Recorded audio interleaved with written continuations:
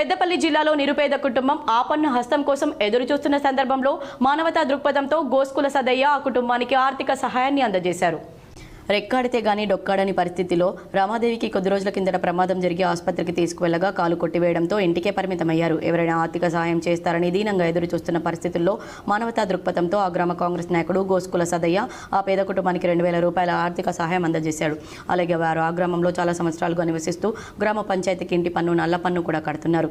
మాకు ఇంటికి వెళ్లాలంటే త్రోవలేదని గ్రామ పంచాయతీ అధికారులకు ఎన్నిసార్లు మొరపెట్టుకున్నా పట్టించుకోవడం లేదని, ఇంటికి వెళ్లాలంటే త్రోవలెక్క పక్కింటి వారి గోడ నుండి దూకి వెళ్లాల్సి వస్తుందని ఆవేదన వ్యక్తం చేశారు. ఇకనైనా గ్రామ పంచాయతీ అధికారులు పట్టించుకుని తమ ఇంటికి వెళ్లడానికి కావాల్సిన కనీస త్రోవ ఏర్పాటు చేయాలని ఆ పేద కుటుంబం మరియు గ్రామస్తులు కోరుతున్నారు. కలంబపూర్ గ్రామంలో మరి దళిత కుటుంబానికి చెందిన ఒక నిరుపేద కుటుంబం, మరి రామాదేవి పెద్దమ్మ, మరి ఈయనకి 2 కొడుకులు, మరి ఇలా కుటుంబం రోడ్డున పడ్డది. మరి వీళ్ళకు ఇల్లు లేదు, మరి సరిగా ఇలా భూమి కూడా లేదు చేసుకుంటే బతికేటోళ్ళు.